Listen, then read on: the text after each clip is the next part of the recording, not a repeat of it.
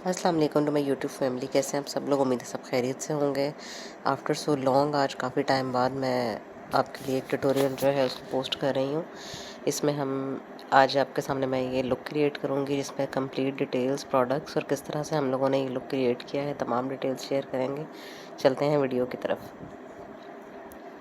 सबसे पहले मैं अपने फेस को जो है प्राइमर कर लूँगी। और एक चीज़ जो आपको अपने माइंड में हमेशा रखनी होती है कि आप जितने भी अच्छे ब्रांड के प्राइमर्स यूज़ करें, मॉइस्चराइज़र यूज़ करें या फाउंडेशंस वगैरह यूज़ करें, वो आपकी स्किन के टेक्सचर को कभी भी क्लियर नहीं करते। अगर आपने बिल्कुल कोई प्राइमर ऐसा यूज़ किया है, आपके पोर्स को ब्लर तो ज़रूर कर देगा, लेकिन उसको 100% नहीं कर सकता कि बिल्कुल उसको ख़त्म कर दे। उसको मिनिमाइज़ कर सकता है, उसको ब्लर कर सकता है, लेकिन आपके ओपन पोर्स को ख़त्म नहीं कर सकता। प्राइमर की एप्लीकेशन के बाद आप 3 से 4 मिनट छोड़ दीजिए ताकि आपकी स्किन पे प्राइमर जो है वो अच्छे से आपकी स्किन में पेनिट्रेट हो जाए।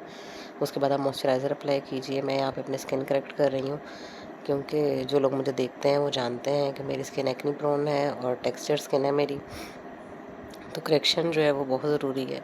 मुझे कहीं जाना नहीं है, मैं जस्ट मेकअप लुक के लिए ही रेडी हो रही हूँ, इसलिए मैं यहाँ पे कोई फाउंडेशन या कोई ऐसी हाई कवरेज चीज़ यूज़ नहीं कर रही हूँ। मैंने यहाँ पे एमिली का फाउंड लिया है बीबी क्रीम, और इसको बस मैं एक मिनिमल क्वांटिटी में जो है अपने फेस पे लगाऊंगी ताकि मेरा लुक जो है वो अच्छा सा आ जाए।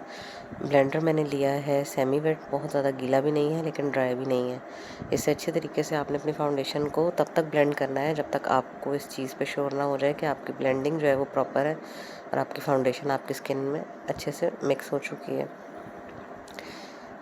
फाउंडेशन लगाने के बाद या बीबी क्रीम लगाने के बाद आप स्किन को 2 से 3 मिनट छोड़ दीजिए ताकि आपकी स्किन में अच्छे से मैच कर जाए। और उसके बाद अब मैं यहाँ पे कॉम्पैक्ट यूज़ कर रही हूँ। कॉम्पैक्ट से आपने स्किन को अच्छे तरीके से पैक करना है, इससे आपकी फाउंडेशन जो है वो लॉक हो जाती है।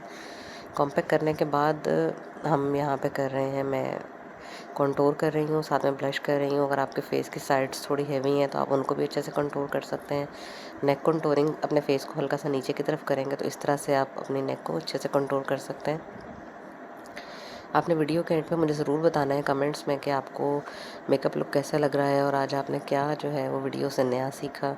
आप एक ही चीज़ को इस्तेमाल करते हुए, जब हम प्रोफेशनली काम कर रहे होते हैं तो बहुत सारी चीज़ों में हम फेस के लिए, नोज़ के लिए, आइज़ के लिए डिफरेंट ब्रशेज़ यूज़ कर रहे होते हैं। लेकिन अभी आप देख रहे हैं कि मैं कंटूर के लिए, ब्लश के लिए और नोज़ कंटूरिंग के लिए मैंने सेम ब्रश यूज़ किया है।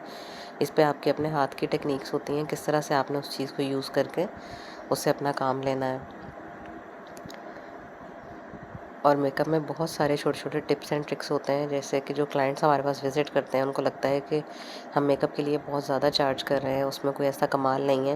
लेकिन उसके लिए बहुत सारी एफ़र्ट्स और बहुत सारी प्रोडक्ट्स, बहुत सारी टेक्निक्स, कितनी एफ़र्ट्स के बाद हम वो लुक क्रिएट कर पाते हैं। यहाँ पे एक आँख का जो है वो मेकअप मैं कर चुकी हूँ ऑफ स्क्रीन, और इसके बाद अब मैं एक आई का जो है वो कंप्लीट लुक आपके साथ कर रही हूँ। सबसे पहले मैंने अपनी आई को जो है आई बेस लगाने के बाद उसको पाउडर से पैक कर लिया है। यहाँ पे मैं एक्वा का यूज़ कर रही हूँ, केक लाइनर, और ये पैलेट मैंने अपने हिसाब से ख़ुद रेडी किया है। अपनी वैनिटी को अपने हिसाब से आप खुद डिज़ाइन कर सकते हैं, क्योंकि जब हमारे पास ब्राइडल्स हैं या पार्टी मेकअप है तो हम अपना बहुत सारा एक्सेसिव मेकअप जो है वो सामने डिस्प्ले नहीं कर सकते। और उसके लिए मैंने अपने कुछ पैलेट्स रेडी किए हुए हैं जिसमें मेरे लिप कलर्स हैं, कुछ मेरे आई शेडोज़ हैं। क्योंकि कैमरा में हम जब काम करते हैं तो हमें वो चीज़ नज़र नहीं आती जो हमें सामने नज़र आती है, तो मैंने मिरर में देख के अपनी क्रीज़ को प्रॉपर कर लिया है। इसकी मैं ब्लेंडिंग कर रही हूँ, और ब्लेंडिंग के लिए मैंने पर्पल कलर यूज़ नहीं किया, मैंने जिंक ग्रीन कलर एक यूज़ किया है जैसा कि मैं चाह रही हूँ। और मैं इसको प्रॉपर तरीके से इसकी ब्लेंडिंग करूँगी। तब तक हम इसको अच्छे से ब्लेंड करेंगे जब तक कि हमारा विश कलर आ नहीं जाता। और आपने मेकअप हमेशा जब भी करना है दोनों आँखों को बैलेंस करें, फेस की दोनों साइड्स को बैलेंस करें। जो चीज़ जितनी कट क्रीज आपको एक साइड पे की है उतनी ही आपको दूसरी साइड पे भी चाहिए। अब यहाँ पे मैंने इसको प्रॉपर लुक देने के लिए कट क्रीज किया है जिसमें मैं आई बेस यूज़ कर रही हूँ। आप फाउंडेशन भी यूज़ कर सकते हैं, आई बेस यूज़ कर सकते हैं। मेकअप का ऐसा हार्ड एंड फास्ट रूल नहीं है, बस आपको टेक्निक्स आनी चाहिए कि आपने कौन सी चीज़ को प्रॉपर वे में यूज़ करके उससे अपना काम निकालना है। अब यहाँ पे मैंने अपनी आई बेस को जो है वो अच्छे तरीके से ब्लेंड कर लिया है। ग्रे कलर मैंने लिया है यहाँ पे, जो कि मैट में है। इससे मैं अच्छे तरीके से अपनी आईलिड को पैक कर लूँगी। जैसे हम फेस पे फाउंडेशन लगाने के बाद फेस पाउडर से पैक करते हैं, इसी तरह हमें आइज़ मेकअप करते हुए हमेशा अपनी आई बेस को कवर करने के लिए किसी भी मैट पाउडर कलर का हमें यूज़ करना होता है। इसकी एप्लीकेशन प्रॉपर करने के बाद यहाँ पे मैं वेलवेट शेड ले रही हूँ, जो कि एज़ इट इज़ ग्रे में ही है, लेकिन थोड़ा इसमें शिमर है तो इसलिए ये थोड़ा सा आपको ब्राइट फील हो रहा होगा। है ये ग्रे का ही शेड। इसकी एप्लीकेशन अच्छे से करनी है। अगर हम यहाँ पे बहुत ज़्यादा वो दिखाएं कि मैं ब्रशेज़ यूज़ कर रही हूँ, लेकिन जितनी अच्छी ब्लेंडिंग और एप्लीकेशन आपकी अपनी फिंगर्स के साथ होती है, उतनी किसी भी ब्रशेज़ के साथ नहीं होती। मैं क्रेलॉन का आईसेलर यूज़ कर रही हूँ। ये हमारे ग्लिटर को जो है वो अच्छे से पैक करेगा, क्रीज़ नहीं आने देगा आपकी आइज़ के ऊपर। इसको मैं लगाऊंगी और 1 to 2 सेकेंड्स के लिए छोड़ने के बाद मैं इस पर ग्लिटर अप्लाई करूँगी। मार्केट में चीज़ों की बहुत सारी रेंज है, बहुत सारे ग्लिटर्स हैं, बहुत सारे पिगमेंट्स हैं। अब हम हर चीज़ परचेज़ नहीं कर सकते, तो कुछ ऐसी सिलेक्टिव अच्छी चीज़ें आपके पास होनी चाहिए जो आपके तमाम लुक्स में आपको अच्छा सा एक दें। अब मैं इसको ब्रश से अप्लाई करने की कोशिश कर रही थी, लेकिन उससे मुझे मज़ा नहीं आ रहा था बिल्कुल भी, तो मैं यहाँ पे अगेन अपने फिंगर को यूज़ कर रही हूँ और आप देखिएगा प्रॉपर एप्लीकेशन कि इसमें कैसा लुक आ रहा है। आइज़ नीचे हैं तो जो लुक आपको नज़र आ रहा है वो आपको आइज़ ऊपर में नज़र नहीं आ रहा होगा। अगर आपने अब तक मेरी वीडियो को लाइक नहीं किया तो जल्दी से लाइक कर दीजिए। कमेंट बॉक्स में मुझे ज़रूर बताइए कि आपको मेरा लुक कैसा लग रहा है।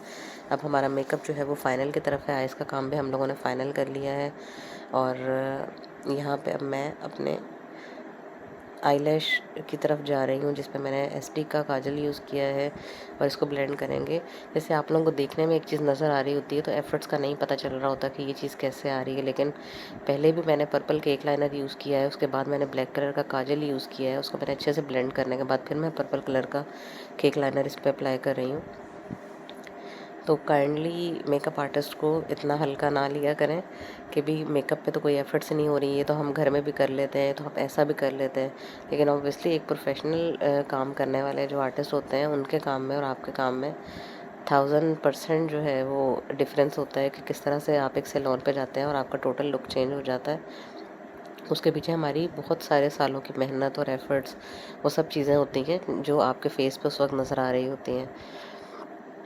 तो एप्रिसिएशन जो है वो हर किसी की लाइफ में बहुत ज़रूरी है। अगर आपको जैसे किसी का काम पसंद नहीं आता, तो आप लोग उसको फ़ौरन से जो है बताना अपना फ़र्ज़ समझते हैं कि ये काम जो है वो सही नहीं है, ये सर्विस सही नहीं है।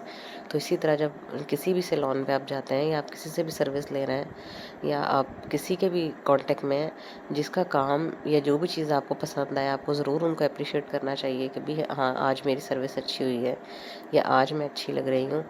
कहीं कोई भी चीज़ है तो एप्रिसिएशन जो है वो बहुत ज़रूरी है। अच्छा, लोगों को बहुत ज़्यादा इशू होता है कि अंडर आई जो है वो हमें क्या यूज़ करना चाहिए। बहुत सारे काजल हैं, बहुत सारे जो है अब वाइटो भी आ गए हैं, पिगमेंट्स भी आ गए हैं, वाइट काजल्स भी आ गए हैं, पेंसिल्स भी आ गई हैं। मैं भी डिफरेंट चीज़ें यूज़ करती हूँ, लेकिन यहाँ पे मैं क्रेलॉन की जो है वो टीवी पेंट स्टिक यूज़ कर रही हूँ अपने अंडर आई। इसके भी रिज़ल्ट्स बहुत अच्छे हैं। और अपनी आईब्रोज़ को हाईलाइट करने के लिए मैं यूज़ कर रही हूँ एक्वा का आईब्रो कलर।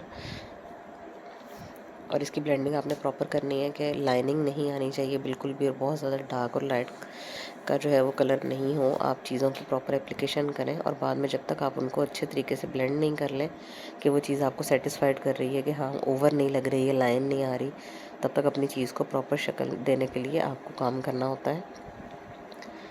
अब यहाँ पे मैं अंडर आई काम कर रही हूँ। जो कलर शेड्स आपको आँख के ऊपर इस्तेमाल करने हैं, सेम शेड्स को आपको अंडर आई भी यूज़ करना है, उससे आपका आई मेकअप बहुत ज़्यादा खूबसूरत लगता है।